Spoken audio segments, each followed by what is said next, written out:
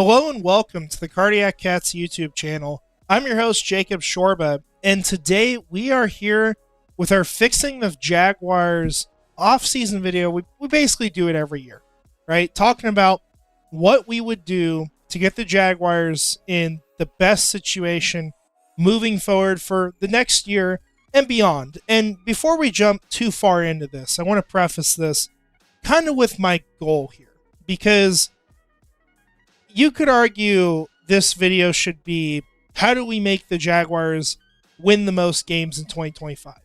For me, it's more so, how do we set the Jaguars up for the best long-term success? So there will be some moves that take place here that maybe are not the most competitive moves for 2025, but are set up to set the team in a situation where it's going to be the best it can be in future years as well, being considered. So, with that said, I just want to preface it with that. This is still going to be a team that's set up with a lot of talent. We're going to have some big-time players we're going to talk about. We're going to talk about the draft. We're going to talk about a lot of different things here. And this will be a good version of the Jaguars, but we are keeping in mind, how do we stay cap compliant? How do we be smart about our spending and set this team up for long-term success as well? So with that all said, we're going to jump in. We're going to start by looking at our off-season preview, and then we're going to go into our hirings. We're going to talk about every step of the off-season. So to start things out, the projected league salary cap sits around $273.3 million. That's what I've heard. That's not an official number. It will be different for sure, but that's what we're operating off of, and we'll see if it's higher or lower, what the real number is. Now, the available salary cap for this team entering the offseason, if that is the case, will be $66.2 million. The total roster value, which I want to explain what that is really quick, because you'll also see this in another video when we do our mock rebuild recap just for year one. Total roster value is adding up the average pay of all the players on the roster together, all the 53-man roster. So it's not cap hits. It's, say, for example, look at Christian Kirk, right? It's paid $18 million. He's not going to have that as his cap hit this year, but he's going to count $18 million towards the total roster value. Look at Trevor Lawrence. Sorry. Look at Trevor Lawrence, for example. He is a player that gets kind of confusing because he's got the extension signed already. But this is his fifth year. And his value for his fifth year was set at what the fifth-year option was. Now, the cap hits won't reflect that, but it would be generally agreed upon that he is worth that $26 million fifth-year option this year.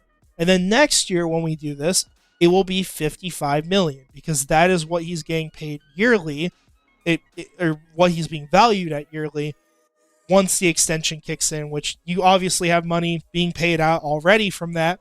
But the extension is really that sixth year and beyond, and they're getting some of it out of the way now with payments, not necessarily with cap.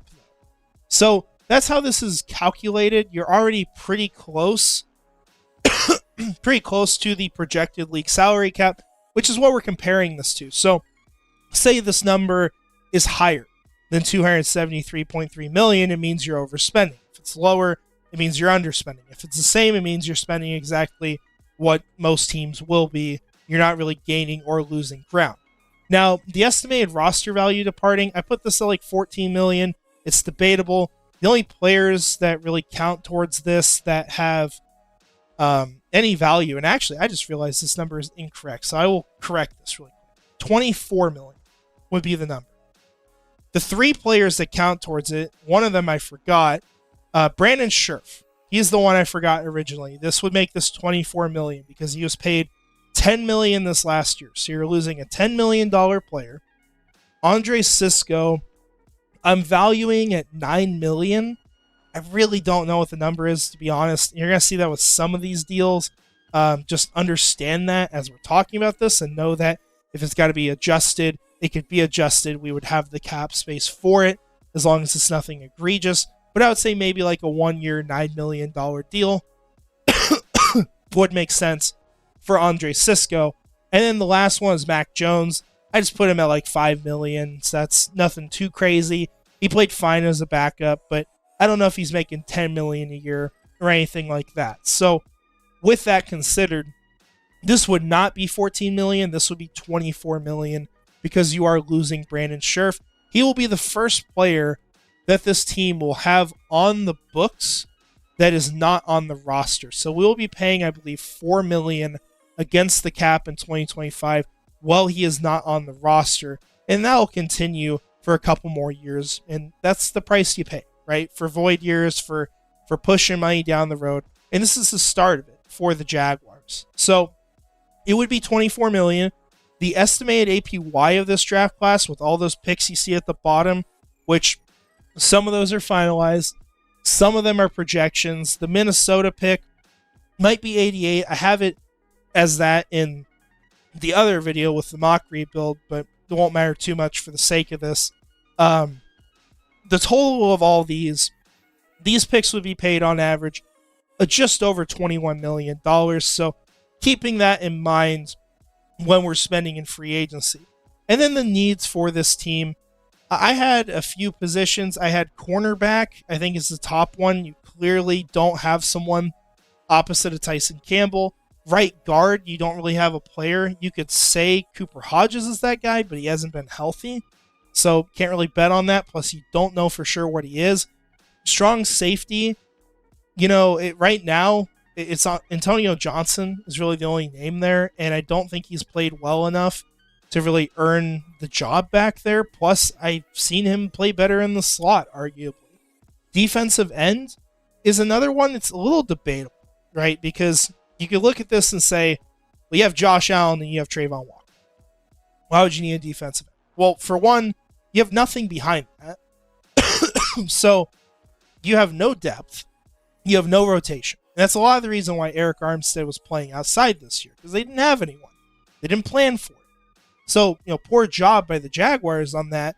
But you also consider, this could get interesting, because depending on the scheme that you have, if you're running a 4-3 defense, then yeah, Josh Allen and Trayvon Walker, your clear starters all the time. And, obviously you'll have a little bit of a rotation. You can get room for another big player there. That's possible. You could also see this team run maybe a 3-man front. Maybe they go to a 3-3-5 or a 3-4 type of defense where you're going to have 3 men on the front. It's going to be a nose tackle, and then your defensive tackles play what would be defensive end. So just know that that's why we would call it defensive end. And then you have outside linebackers, which is what Josh Allen was before and what Trayvon Walker played before this last year. If you do that, things get really interesting because you could argue Trayvon Walker should be more of a defensive end in that scheme. Maybe that's the better role for him. Maybe he rotates between that, and then all of a sudden you have a lot of snaps opening up outside linebacker, and the only player that's really there to do it is Yasir Abdullah, who has not done enough to where you're saying, hey, I'm confident that guy should be there. So this is a sneaky need for this team, and the scheme could really amplify the need.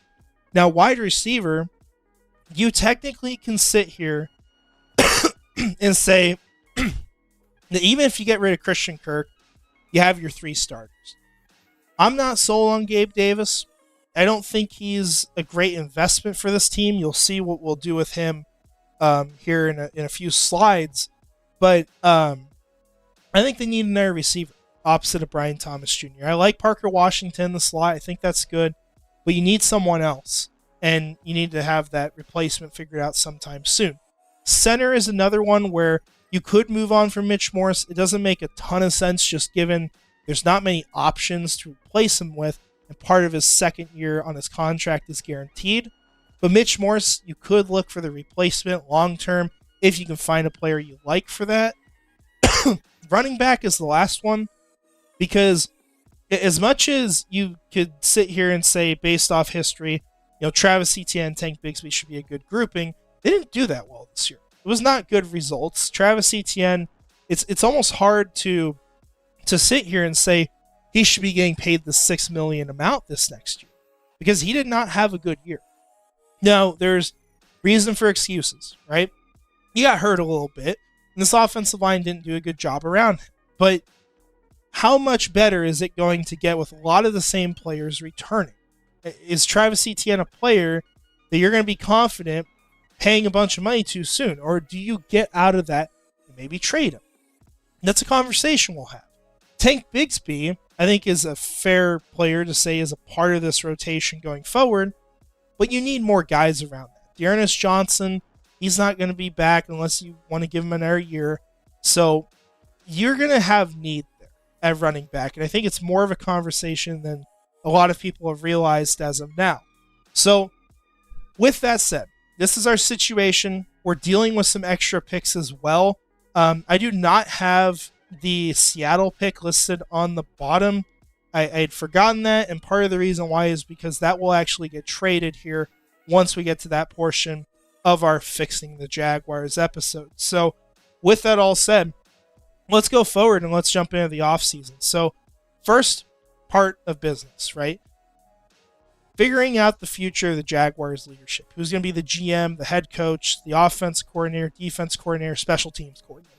And there's other positions too. And some of this I don't know for sure.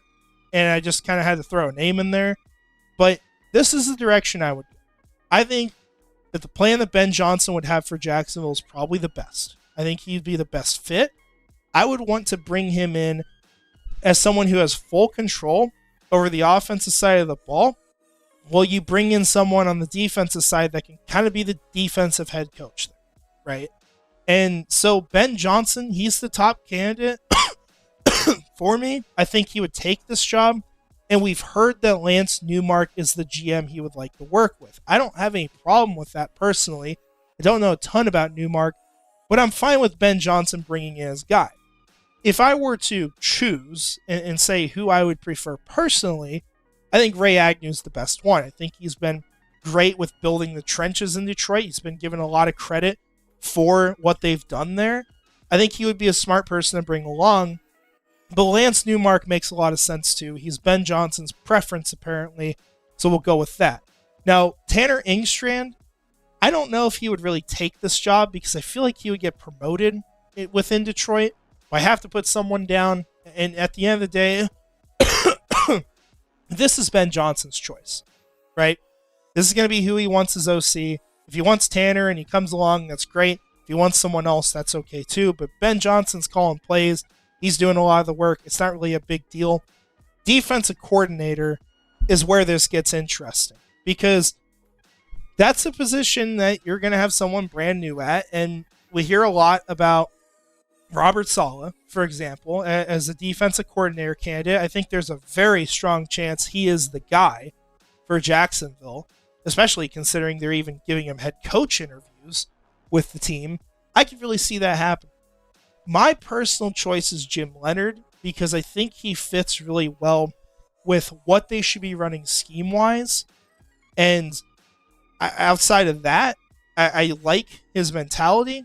I like what he does. I like his experience. I like what he's done this year with the Denver Broncos. This was a guy who was supposed to originally be their defensive coordinator. Couldn't take the job. There were legit reasons behind that. Comes in the next year for the open position at defensive backs coach. And he's done great, not just with Patrick Surtain, but the other guys there as well. They've had a phenomenal secondary, and he's someone that should be getting interviews in this cycle. I think he makes a lot of sense for Jacksonville. He would bring in more of a zone coverage defense, which I would want to bring that back. And the reason why is because you look at what your corners are good at. You look at what your secondary is proficient at. The only player who's better at man than zone is Jarion Jones. Outside of that, look at Tyson Campbell, for example. He is graded out below average in man every single year of his career.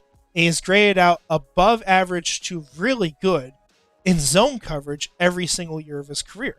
And you can watch it. When you watch the games this year, he was not as good playing for the Jaguars. I don't know if he even had an interception on the season. It was a poor year for this defense because players like Tyson, even throw him on Tarek Brown as well, they are better in zone coverage. So even if in general, if I would prefer man coverage, you made the investment in Tyson Campbell. You have to get something out of that. That's what you should build for. You should be getting in guys who are good at zone coverage to fit with that so that they can all succeed together. You had Darius Williams here before. It was successful. This was a really good secondary, and I think it'd be good to get back to that. So this is where you sit. I think Leonard makes a ton of sense for that. The one other thing with him that would be interesting, going back to the 4-3-3-4 conversation, Leonard is someone who would lean more towards a 3-4 base defense. He runs more of like a 3-3-5. He's even ran a 2-4-5 at points where you basically replace a defensive lineman with another linebacker. He's got a lot of variety to his looks, but you're going to have stand-up pass rushers on this team. And so that kind of changes the needs because, well, Trayvon Walker could play that role part-time, even full-time if you really want him to. I think he's better playing a defensive end or at least getting a lot of snaps there. That kind of opens up a different conversation for where this first-round pick can go and the type of player you can target. Because now, look at Abdul Carter, for an example. Look at a Mike Green, maybe in the second round. These are suddenly guys that fit a very big need for this team. And so it does change the conversation and how you're doing things here. But ultimately, I like Leonard a lot. I think he could be a future head coach in the NFL, and you'd love to have a guy in Jacksonville like that and get the first guy who's going to get promoted from this team to another team as head coach and get yourself a third-round pick eventually. That's the goal, right? Don't know if that would happen, but I think it's possible. And then final thing here, Heath Farwell, he's done a phenomenal job with the Jaguars. One of the best special teams units in the NFL. Had 2 players selected to the Pro Bowl from special teams. You got your punter, Logan Cook. You got your long snapper, Ross Matisic. So that's great stuff. I don't think you need to make any change there. You could technically sit here and say we're not cleaning house fully, but that's a guy you keep around. He's been great at what he does for this team. So that's the leadership. That's what I would do. That'd be my approach. I would let Ben Johnson really, choose the guy he wants to work with as a GM and, have control over the offensive side. On the defensive side, they would do the same. It would be Lance and Ben choosing, but I like Jim Leonard personally as the candidate. Now, we're going to get into our roster moves prior to free agency. So we're going to start with releases. The players I would let go. I would say the obvious one here is Christian Kirk, right? Because you got Parker Washington behind him. And Washington is playing really well for the Jaguars. He had a strong finish to the season. And I think he's someone that it makes a lot more sense because he's been healthier. He's been nearly as productive, arguably, probably a tick below, but the difference in cost makes it simple. Now, as we get to Devon Hamilton here, I'm going to answer a very obvious point here. We're going to have a little bit of, I'll call it a lesson here. You're going to look at this and be like, you're a dumbass. Why would you release a player that costs you more money to release? That's stupid, right? That's the general thought here. Well, let's honestly go take a look at this. So I'm going to really quickly pull up Devon Hamilton. We'll switch over to my browser here in just a second. All right. So here we go. So I want to just make a point here. So why this is a negative number is the time you're releasing him and its future dead cap hits being put onto this year. That's where you get this number right here, about 1.2 million. He would go from 10.8 against the cap to 12 million. Now, here's why this is actually a good decision for the team. If you don't value Devon Hamilton as worth, I think it's like 6 or 7 million, he's set to get paid. So if you were to release him this year, this is what it costs you cap-wise. And this might actually, hopefully Over the Cap has this correct, because otherwise this is pointless. But 12 million, this is your last cap hit you're ever taking for Devon Hamilton. If you don't do it, it's 10.8. In 2026, say you were to release him. So this is your cost you're paying essentially this year, because there is no more guaranteed money on his deal. Let's make that clear. you have a high base salary that he would be earning this year, along with this non-prorated bonus. So if you were to cut him the next year, $8.5 million. So you add this all up. So essentially it's this $10,808,000 plus the $8.5 million. You guys can't see my calculator, but I'll tell you the numbers. Is $19.3 million that you would have against the cap. If you release him this year, it's $12 million that you're paying. And you could split this up if you want. Like that's an option. I just don't really think you have to, just because, well, you have the cap space to do all this regardless. So I just kind of like getting it out of the way earlier rather than giving myself like a ton of room on the credit card to run it up and then realizing, oh shoot, I got all these cap hits I got to worry about in the future. So this would be my preference, but your difference, you have the $19.3 million compared to $12 million. He's getting paid $7.3 million this year. And where you see that number is your base salary that he would earn in the non-prorated bonus. So regardless of what cap hits look like, right? Because we're not just planning for 2025. We're not just saying F everything in the future. We're going to do only what works this year, because you will pay the price eventually. Take a look over here. Go to his history on here. This tells you the cash paid out every single year. So there is no guaranteed money at this point. No more. The way they did this contract, honestly, is atrocious. Let's be honest. Because it's a 3-year extension, $11.5 million a year. But they've paid out the vast majority of this before. So you have, I'll actually do the math on this just to make a point about how bad this contract is. $34.5 million is on this extension. The only amount of that you have left is the $7.3 million and the $8.4 million next year. They basically paid him in 2024. Basically, this isn't actually 100% true. They paid him $18.7 million. That has already been paid out on that second contract, the extension. And he's only played for 1 year. So that's a failure by this team. But it changes the conversation, because you're not looking at, is he worth $11.5 million this year? You're asking, is he worth $7.3? Because that's what he's slated to earn. And then the next year it'd be, is he worth $8.4?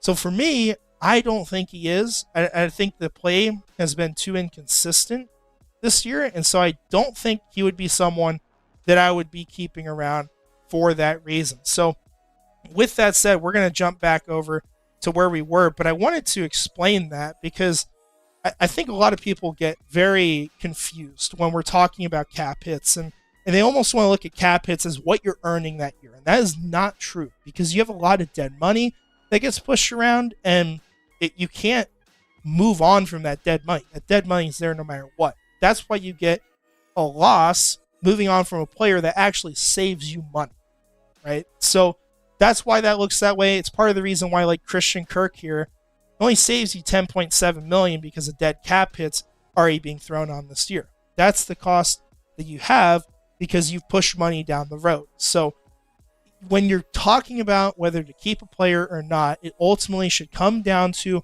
what is that player getting paid that year, and are they guarantees, and are they worth that amount? That's what matters. So Devon Hamilton would be a cut for me, even if you lose money on it. You could do post June 1st if you want. Doesn't really matter a ton to me. But I just went with pre-June 1st because we have the money. Now, Ronald Darby will be the next one. He basically got benched for Monteric Brown this season, so that tells you everything you need to know. Brown's going to be here again next year. He's a better cornerback at this point. Darby is kind of a waste of money to have. I think he's getting paid like, $4 million a year, so you're going to save, I think, more than this ultimately when you're considering future cap hits as well. Devin Duvernay is another one. You're going to save more than that $732K when you factor in future years, but this is the amount you're saving in 2025 against the cap. So Devin Duvernay, he hasn't done anything at this point as a return man. I'm not saying he sucks as a return man or anything like that, but your return on investment is nil. You've gotten nothing out of him. Meanwhile, Parker Washington's returned a touchdown. So why would I not make Parker Washington my return man and just be smart about this? I mean, why would I invest $4 or $5 million into guys returning the ball when I have one on my roster already that costs $1 million for me every year, and he plays wide receiver full time? It just doesn't make sense to keep a player like Duvernay for that reason. Now, Josh Reynolds is kind of a random one. I didn't even notice he was on here originally until I saw on Over the Cap that he is under contract with the Jaguars for $4.5 million next year. Now, that has no guarantees, none involved, so you can just move on from the contract. I think that's a big reason why they signed him this year, because you don't got to worry about that. So, it's very much an option for the Jaguars. Could he be worth this? Perhaps, but I don't really want to spend the money there. I'd rather give shots to my younger players or someone I get in the draft and that sort of thing. Luke Fortner and Miles Cole, these were players that got cut for roster space, just based off the amount of additions I made in free agency, who we took in the draft, how many draft picks there were, needed to free up room. Luke Fortner he hasn't done much free in Jacksonville that you're proud of or happy about at this point. I think he's a player you can move on from. You only got one more year anyway. He saved $1.46 million this year. Miles Cole is another one. Maybe you keep him to develop, but you're kind of running out of room on this roster. So perhaps this is a different player that goes, but there wasn't anyone else who sounded better to me. And Cole is a deeply developmental player. You could probably get away with him on your practice squad if you really want to keep him. And maybe that's the plan for Luke Fortner as well. So those are our releases, and then we have $76.5 million in cap space after that. Now, getting the trades, this is where things get very interesting, and where maybe this isn't as much me going all in on 2025 as just trying to make the financially responsible decision for this team. And I don't really know what these trades look like 100%. I hope I'm close on it, but we really don't know. None of us do. Gabe Davis, he had interest in free agency. There were other teams that offered similar deals. The Bears were one. Unfortunately, they don't have a spot where they could take Gabe Davis. I think this is one where maybe a team throws you a late pick for him and you can get out of the contract. But essentially, the situation with Gabe Davis, to explain it simply, he's been paid $13.5 million by the Jaguars so far. He is guaranteed $26 million. This year he gets $12.5, which gets him. The only way you don't pay Gabe Davis that money is if you trade him, because you can't release him. You would have to pay out the money regardless. There's no point in that. So the trade is the only option. And I would be willing to give up a later pick or move down late in the draft to get him to a team that would pay him. And I look at the Patriots as someone, they have a ton of money, they have plenty to spend, they have needs at wide receiver, and they could use this type of player. And there is the upside that Gabe Davis plays like he had before, and you actually get a solid addition. I just don't want to bet on that here, especially with another potential option on the table that we'll talk about here in a second in free agency. So Gabe Davis, to me, makes sense to be one of these players that maybe you go cap dump. Not something you see a ton. I guess it's called salary dump. I should say that. But this is an option for me. This is something I would want to do. Will this happen? Hell no. Trent Baalke's in charge. He doesn't admit his mistakes. So that won't happen. But this is what I would do. Travis Etienne. Kind of prelude to this before. I think he could be a trade candidate. Do you believe he's a part of the long-term future? That's the big question. If you do, you're not going to trade him. You're going to keep him around this year and give him a shot. If you don't at this point, we'll try to get something out of him. And I think they should have done this probably before the trade deadline, because I think the price has gone down now because he did not really get out of the funk late in the season. If you traded him earlier and you knew things were going this way, a team probably would have paid you more. So this is a conditional 2026 third. All these picks I got, I just took them from 2026. Could have been this year too, but wasn't a huge deal to me to have to make a ton of draft picks here. And we're setting ourselves up for a good long-term situation anyway. Conditions would pretty much just be based off like how much ETM plays or how effective he is. Wouldn't be like a high bar or anything, but I think that would be a fair trade for ETN, especially considering it's a future pick that has a little bit less value. I think the Cowboys would do something like this.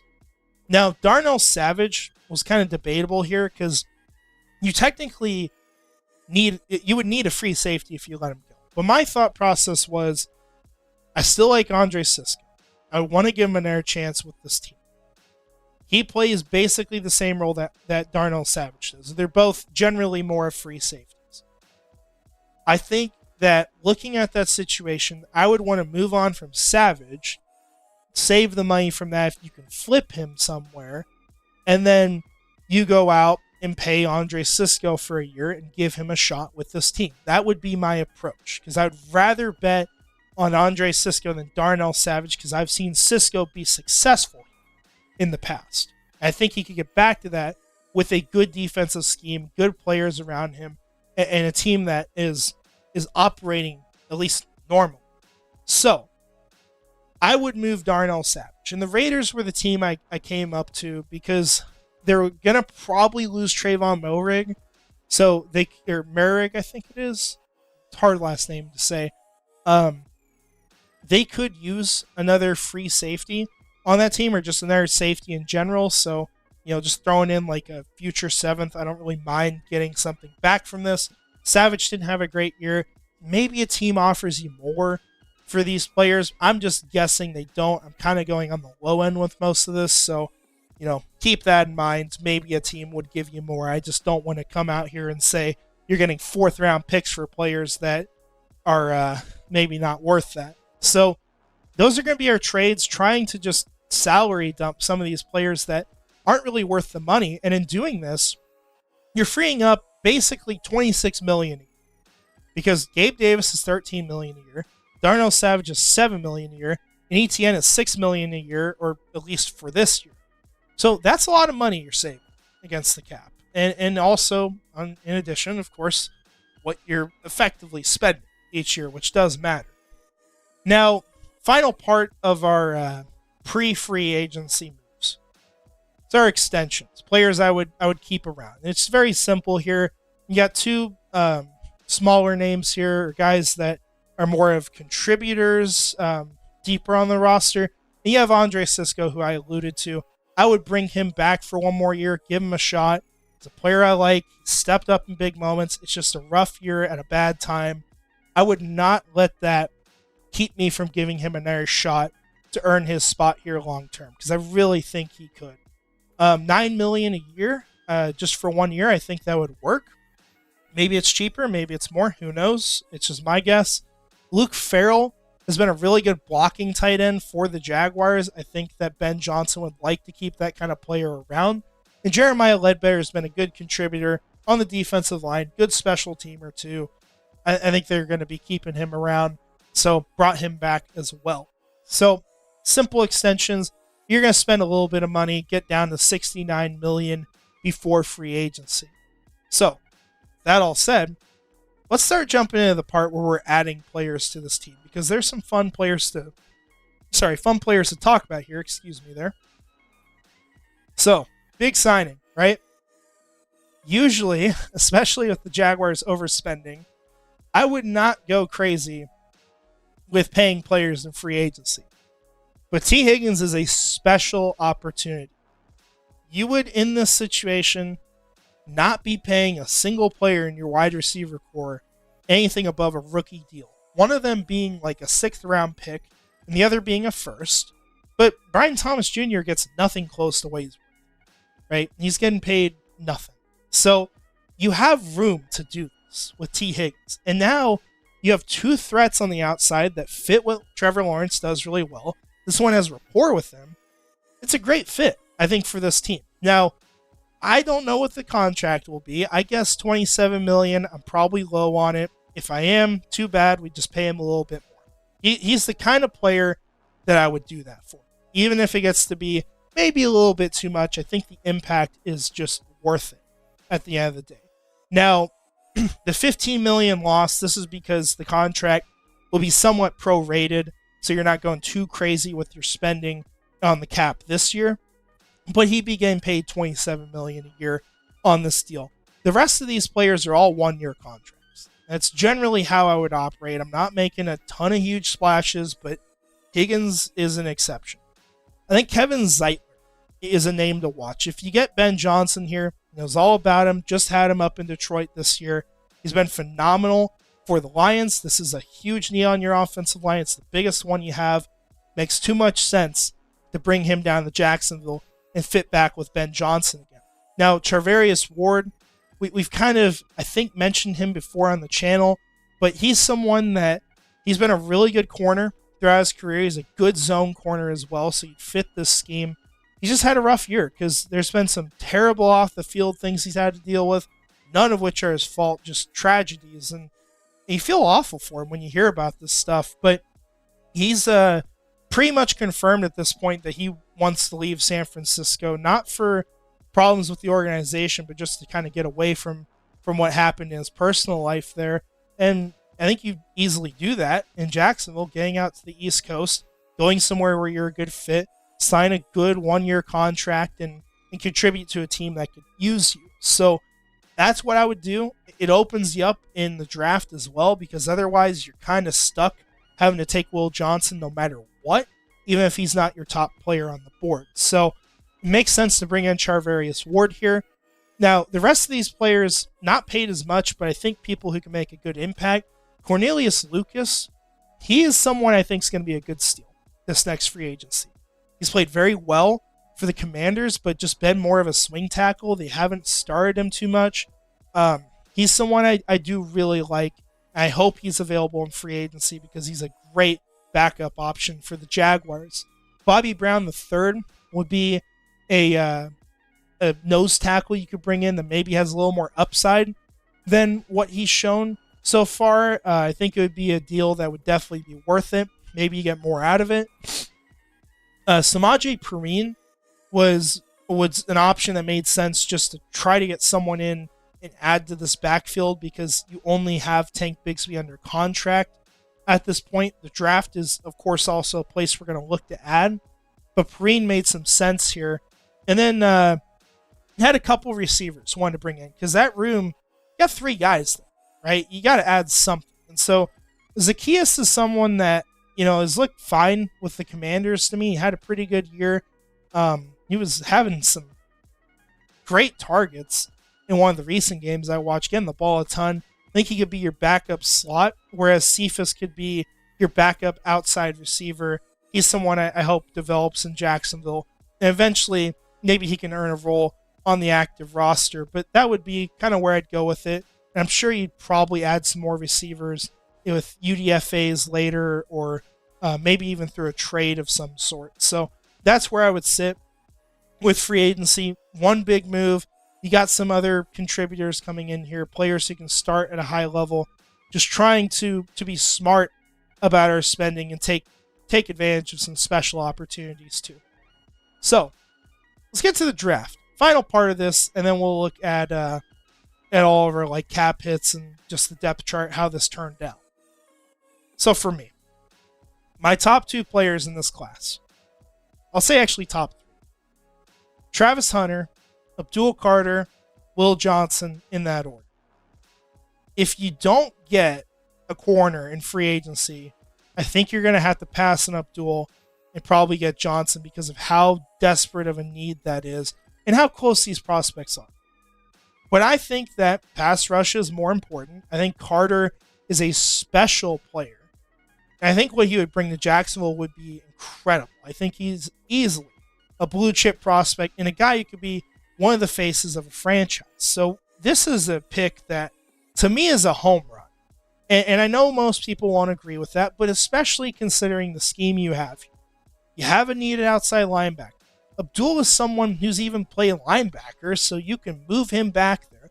You do a lot of different things with him. Trayvon, Josh Hines-Allen, and Abdul Carter can all get on the field together a lot of the time throughout games, and you're in a really good situation to just utilize all these players. So to me, I get my best player on the board. I have a need for him, and I finally solidify this defensive line and have everyone playing in a good spot. That makes sense and should be successful. Now, after this, if Tyler Booker is available in the second round, I think you gotta do backflips and excitement at that point. Now, I can't do a backflip, unfortunately, but Tyler Booker, he is just an awesome offensive line prospect, phenomenal guard prospect. The guy is just everything you want, from the way he plays to the way he carries himself. He's a leader. He's someone who come in and be a big presence on the offensive line. He's a mauler. He's going to make an impact in the run game. He's been practically flawless as a pass protector this year. You can't say enough good things about Tyler Booker. So he's easily going to be the pick for me at 36 there.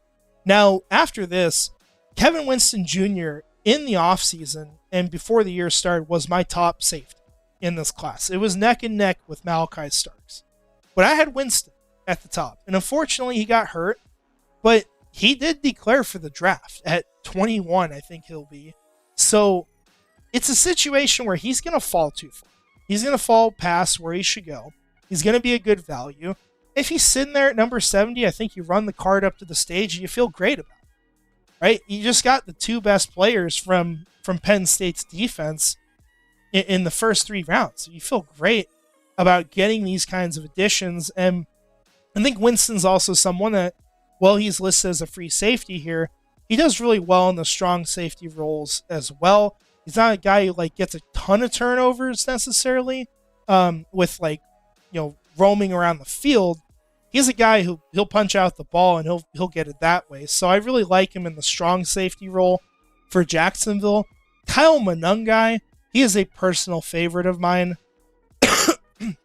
If we are not able to get an elite running back in this class, if we won't get Ashton Genty, which isn't realistic at this point with where they pick and their whole situation, I think Kyle Monangai is a great fit.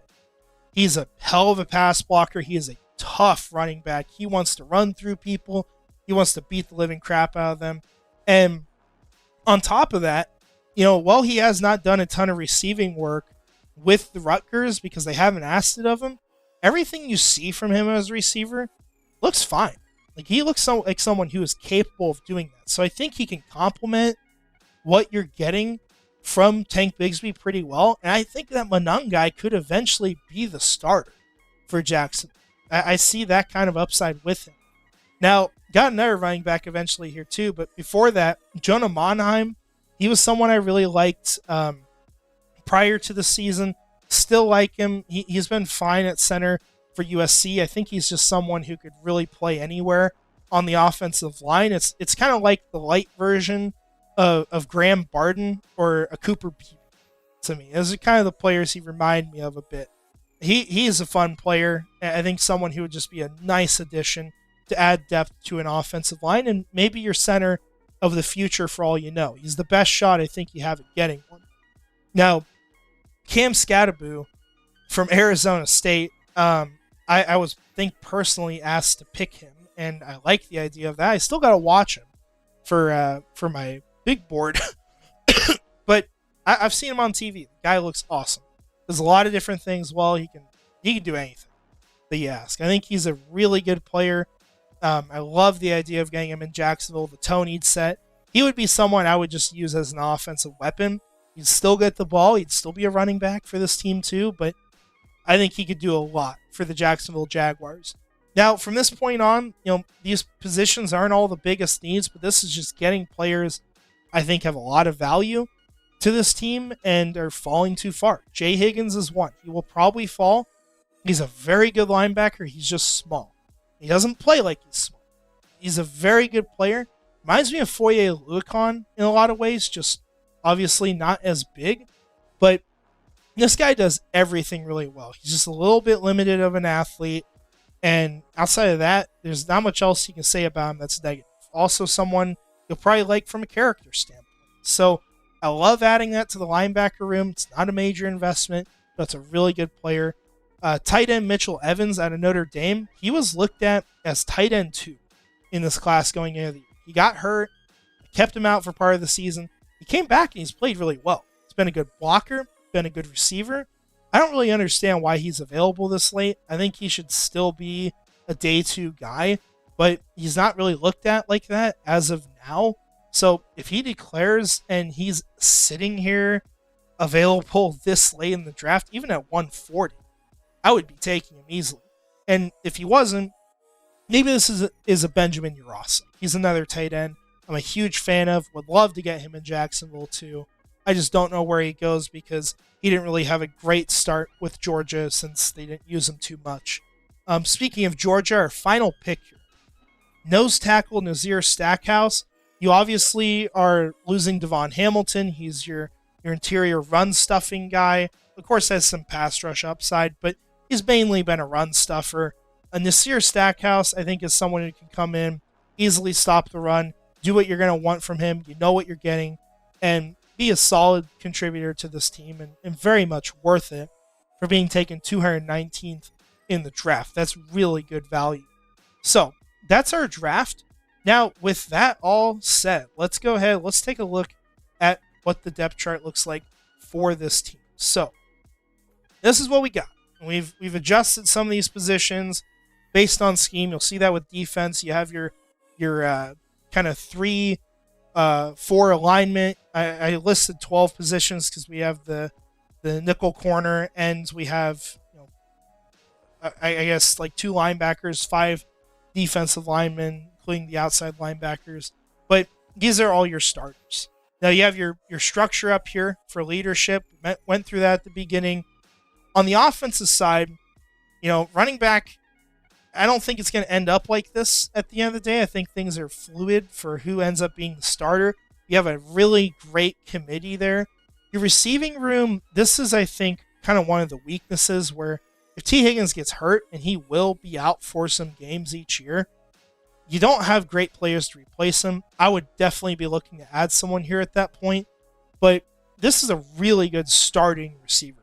If all these guys are on the field, you make it to the playoffs, and you got them all playing for you, you feel really damn good about that. Tight end, you don't got to do much. Jacksonville's got set up really well. Mitchell Evans is a great addition, I think, to add to that room. The offensive line, you're going to have options here to move on from some players. Mitch Morse is one, I think, at the end of the year, you'd probably pass on an extension for. Ezra Cleveland, you could trade him before the year in this scenario, because maybe you look at it and say, well, Kevin Zeitler's got to start. Tyler Booker's a great second-round pick. He's worthy of starting.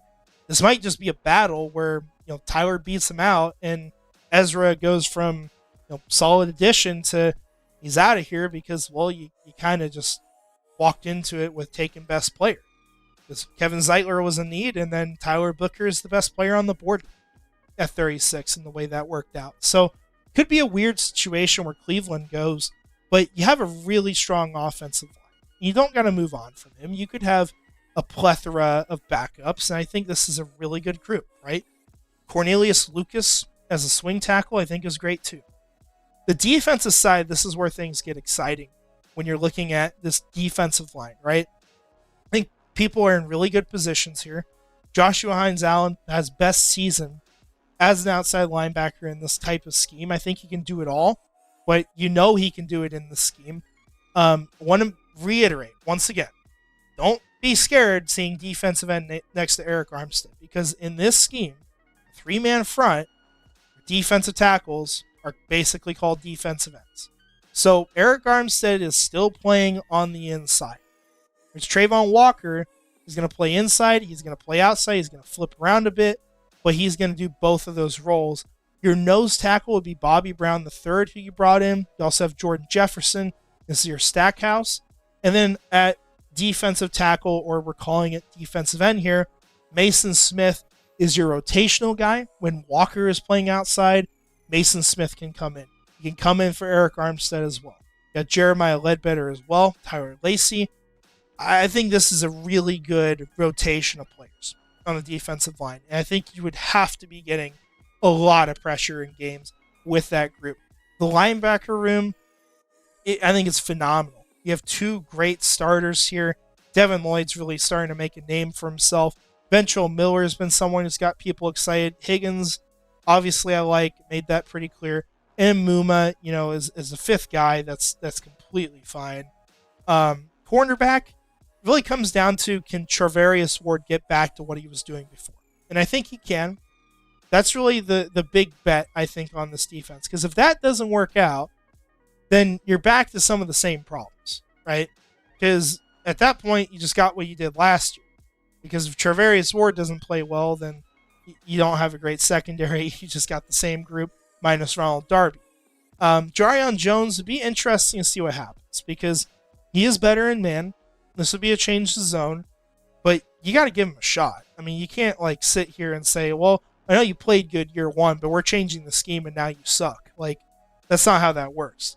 The secondary, though, after that, with the safeties, I feel really good about this group. Andrew Wingard is a great backup to these guys, too. I think Kevin Winston Jr. can start right off the bat and be an impact player for this team. Final thing to note, Parker Washington, kick returner, punt returner. I think that all works out just great for you. But that's where we end up with this roster, with the players on it. We'll also take a look at the cap situation, just to give you an idea of where it sits. Also have it set up for the next few years, too. So you're going to have $11.4 million left in cap space after all these moves. That is also only with the top 53. So you'll have a practice squad that'll cost you something, maybe $4 million at most. And when it does, you'll go down maybe to 7. But you're still going to have the money to do that. Now, as far as the average per year, so this is once again to explain it, comparing the average pay that players are earning on their contract based off what part of the contract they're on too. Because like I said with Trevor, this is the 5th year option that we're counting. Because this is his 5th year in the NFL. Next year, it'll go up to $55 million. But this is what his value was set at for 2025 when that was accepted, and that is still the case. So adding up all these numbers, comparing it to what you're given with the cap space, it's neck and neck, right? You are still technically overspending just a little bit, but you've kind of stopped the bleed. And I think the next year would get interesting because Trevor would go up about $30 million. You're going to have to move on from some players on this roster. You're going to have to find a way to save some money. So that is something that has to be considered here. But ultimately, you're doing, I think, a solid for your APY. I think it looks fine. It's nothing egregious at all. You also see, I'll mention this with T. Higgins' contract, cap hits go up in future years because you are prorating some of this contract. You have your $9 million base salary this year. The $24 million signing bonus, 6 of that would hit this year. That's why you get to 15, and then this will go up in the future years. So that would happen as well. But going to 2026 here, looking at your cap hits and where you're sitting, you have $90 million, almost flat. That's actually crazy. It's only $10 off. You have $90 million in cap space in 2026. You're going to have some players you got to bring back, obviously. Evan Ingram, Mitch Morris are 2 that are not going to be on the team anymore. These cap hits are from void years. I think Ingram you'd like to bring back if you can. But you do have Brendan Strange. So maybe you're considering moving on from him. Okay, let's actually delete Von Hamilton because he was cut. I actually forgot to cut some players here. So this is not fully accurate. So we won't look at the future year.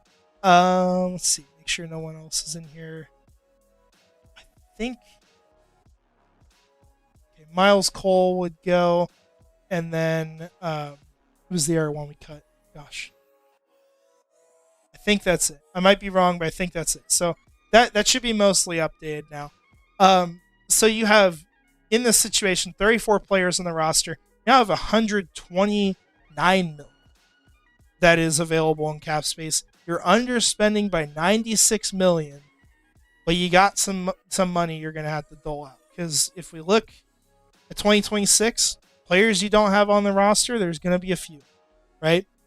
Devin Lloyd, Trayvon Walker, those are 5th-year options you're going to have to give out. I think they sit around $13.5 million when I last looked, something close to that. We'll hear about that this offseason, just because, well, they're through their 3rd year now. I think they should both be accepted. Devin's debatable just because of linebacker value. Like, I think he should be extended here, but maybe the number is too high. Outside of that, that's kind of it for what you're losing on this team. And then, yeah, you have your void year with Evan Ingram. That is a loss. But what you're making up in APY, I think you're in a really good situation, right? I think you're going to be underspending the next year, even if you spend a little bit, but you got to start trying to fix this situation, right? You've been overspending. We've been paying all these average players tons of money to come to Jacksonville, and you got to kind of push back against that. So is this a really good situation? I think it is. You look very healthy going into 2026, and you do this with a team where you get T. Higgins, Kevin Zeitler, Abdul Carter, Travarius Ward, Kevin Winston Jr., Tyler Booker, and other names we could throw in as well. I think you have legitimate shot going into next year and winning the division if you have this kind of roster put together. But that's just my opinion. So that's all I got today. Would love to hear your thoughts on what you would do, how you feel about some of these moves. It was fun to go through this. Had this ready last week, while we were getting ready for the season then. A lot of things stay the same. Of course, Trent Baalke getting fired doesn't seem to be the case. Maybe a miracle happens. I'm not going to expect that. But ultimately, this is a situation that could be very good for Jacksonville if they made the right moves. The unfortunate part is they just don't seem to ever figure that out. But we can live in a pretend world here for this video. So with that all said, I do want to shout out our channel members before we go. Premier Nasir 904, Mr. Dolphin, Scrubber Ducky 500, and Brian Foster. Thank you all for your support. Guys, let me know your thoughts, and we'll see you in the next video. I believe, well, you'll know now. I think this is going to be out on Wednesday, and so that should mean that the mock rebuild video will be out probably on Thursday morning. So you can take a look at that. We'll talk about the rest of the season and everything that happens. So appreciate it. Hope you all have a great day. And finally, go Jags.